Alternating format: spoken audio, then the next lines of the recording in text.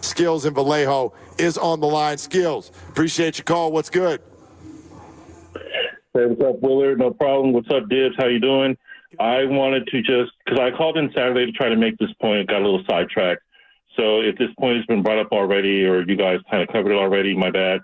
But I'm just, even with the Jets pass rush not at full strength tonight, I'm just a little concerned about what kind of, not overall shape, but kind of football shape we're going to have Trent in after that holdout of his. Because basically, there's a difference, obviously. You guys know that. Baseball players who are holding out or they're on strike, they can have their kids, they can throw with their wives, they can have them hit some ground balls, stay in shape that way.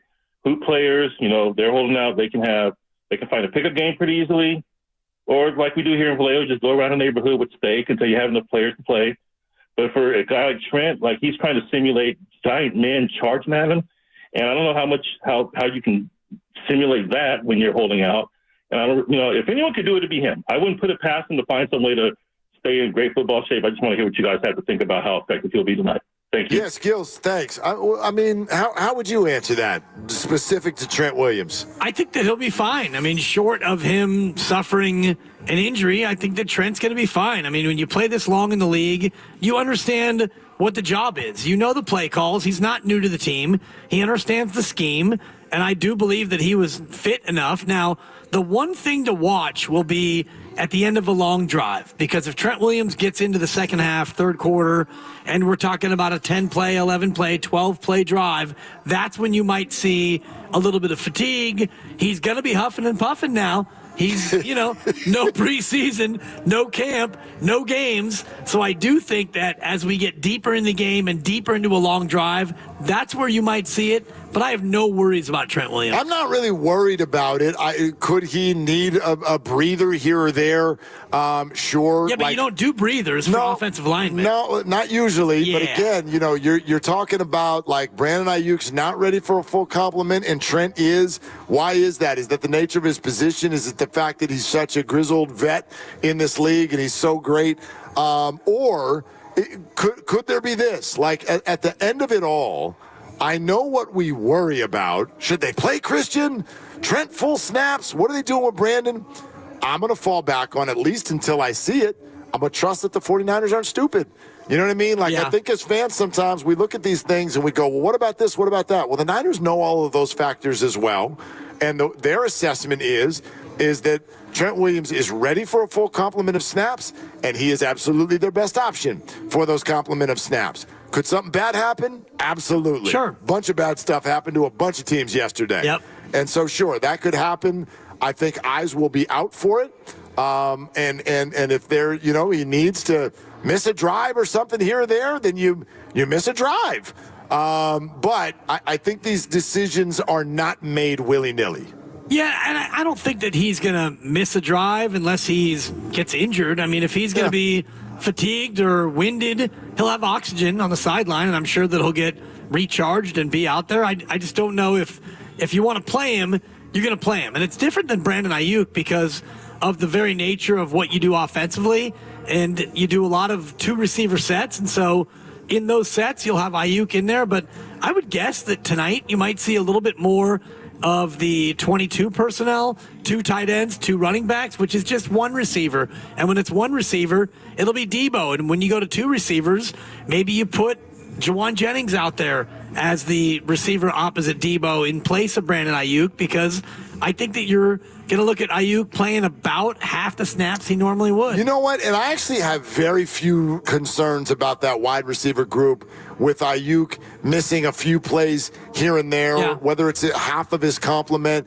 I think about, can Chris Conley come in and make a play here or there? Of course he can. We know Juwan Jennings is a big piece on third down. My mind's on Jacob Cowing. Could he end up making a big play? I bet he is in the playbook tonight because he offers something downfield that the 49ers have not always had. And so can the rest of that group kind of fill in adequately as Brandon gets himself up to speed?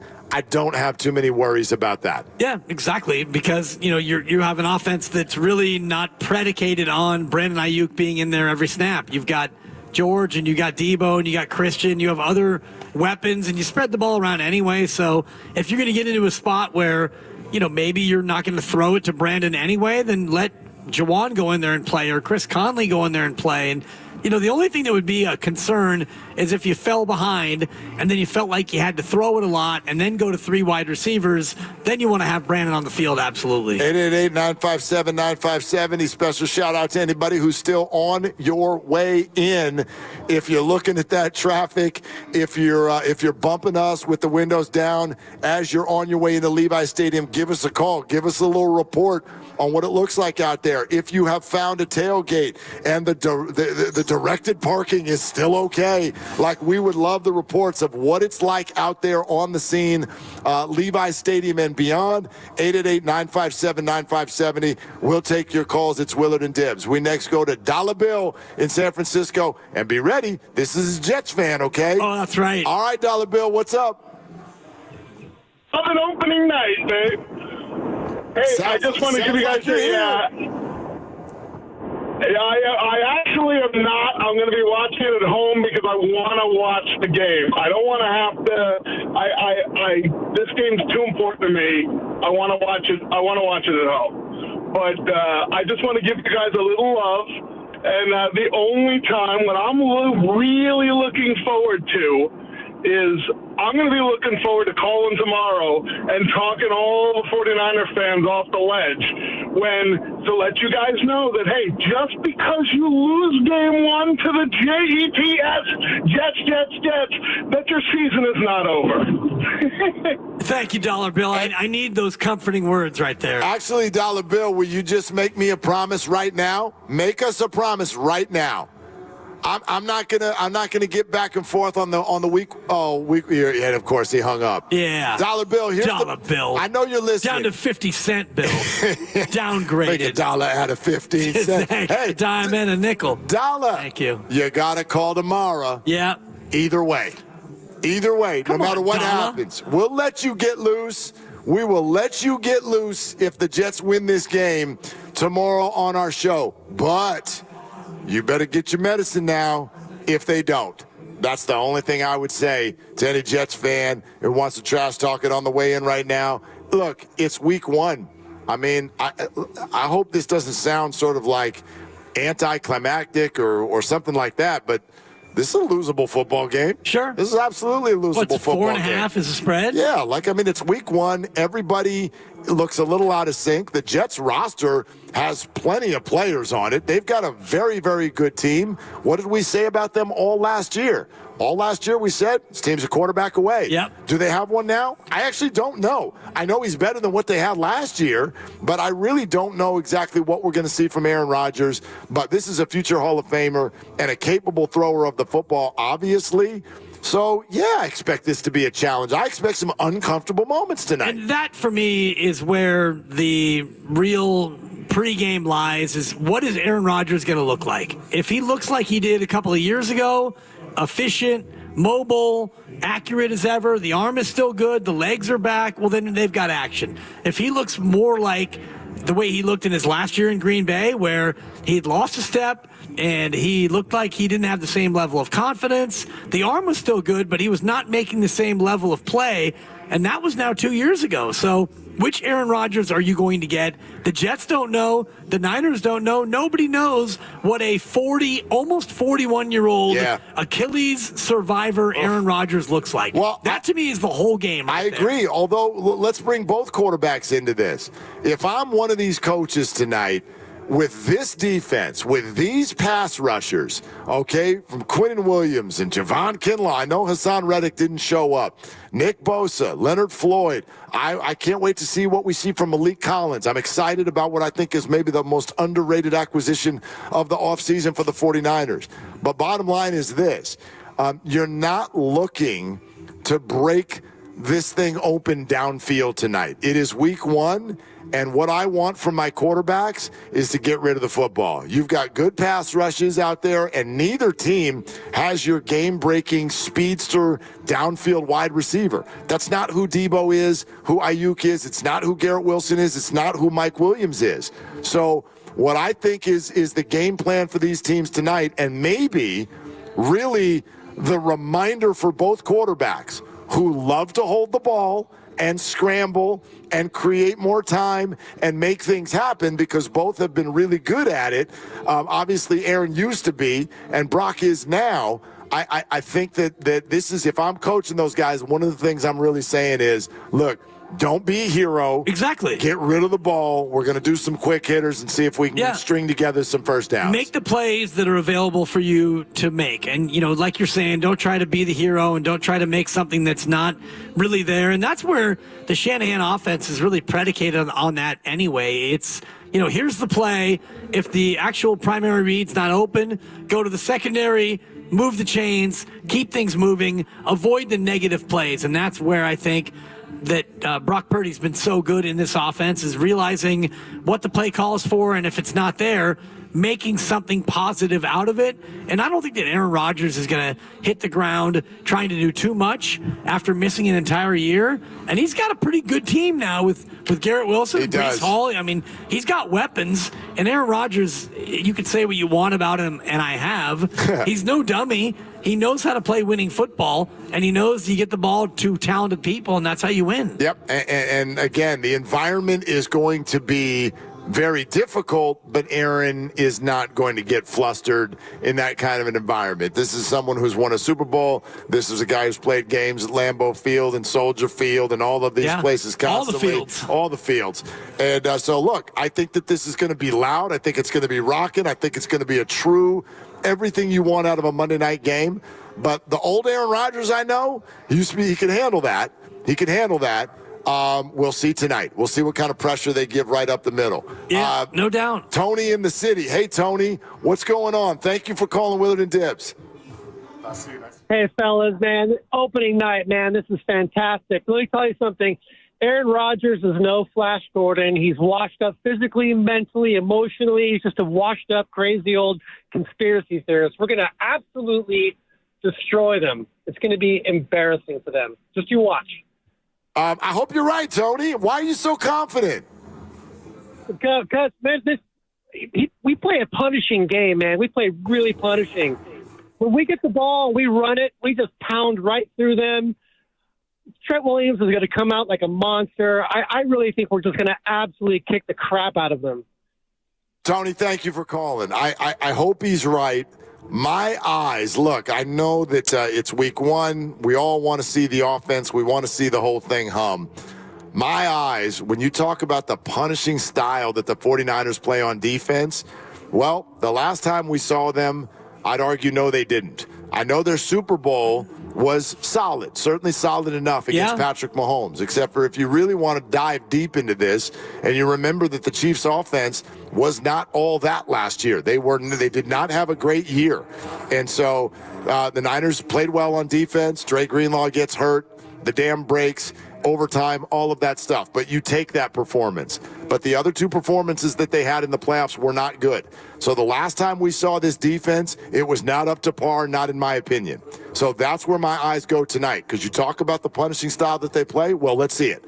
Let's see it. I want to see this defense look not just, they weren't bad last year, but I think all of us felt in our belly they could have been a little bit more dynamic. I'd love to see that tonight. And I wonder what the coordinator change is going to do for this defense, because clearly they were not on the same page as Steve Wilks, and Nick Bosa said as much after the Super Bowl, where he said, they didn't even really plan for the zone read that Patrick Mahomes pulled on that short yardage play. And so I wonder if Nick Sorensen, the new DC, is going to be more on the same page as this great defense, and how that actually is going to turn out here tonight and throughout the course of the regular season. Because last year it did look like the defense was a little bit, I guess, uneven toward the tail end of the year last year. All right, let me ask you about your reaction and the text you sent me when you wake up yesterday to see Dak Prescott get 4 years, $240 million. I know how good you are at math. Yeah.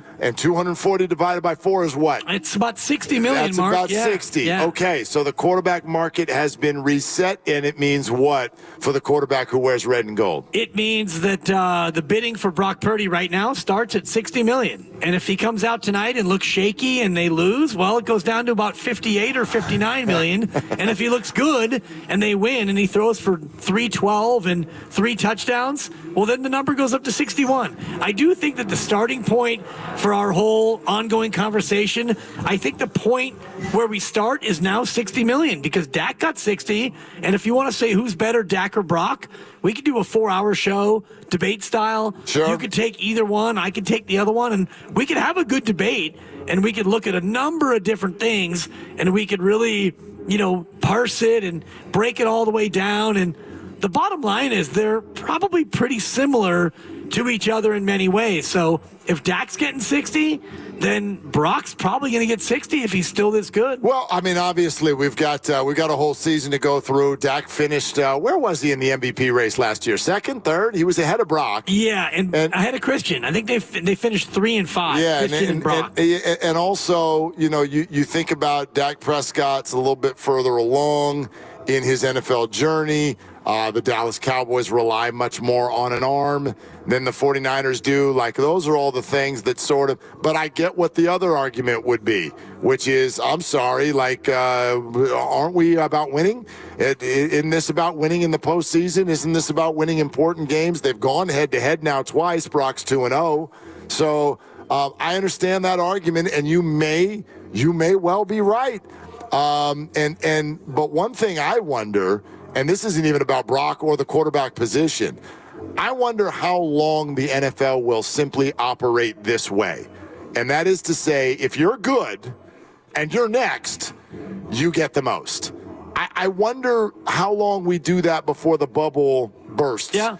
I think the wide receiver position is maybe more. It's going to burst first. It's going to do it before first the quarterback. Burst. Yeah, that's good. I like that. Yeah. First to burst. So the quarterback position's not going to. There's no question that depending on if this is a healthy season and another successful season for Brock Purdy, the debate will rage. It will rage because the 49ers probably rely on Brock a little bit less. He hasn't been doing it for very long. They've got some leverage in that he hasn't been paid before. Right. But is he better and more important than Dak Prescott? You're going to get a lot of opinions on both sides. Yeah, and I think they rely on him the same amount, but they rely on him to do different things. So, yeah, Dak throws it more, and they rely on Dak more to make plays through the pass game. But the Niners rely on Brock to just keep this whole thing running and, make the right read at the line of scrimmage and, handle the offense, get in and out of the huddle. So I don't know if the Cowboys rely on Dak anymore. It's just a little bit of a different reliance. And when Brock does throw it, for me, his throws become more important because he doesn't throw it as often. I just think Dak and CD are the entire identity of the Cowboys offense. Yeah. They've punted on having a good running back. They don't. Zeke in the end zone. Yeah, Zeke in the end zone. Let's go. What did he get? 10 carries yesterday? He's not the centerpiece that Christian is. It's Dak and CD, and they're now being paid as such. That's all I mean. On offense, the Niners have a much more well spread out identity.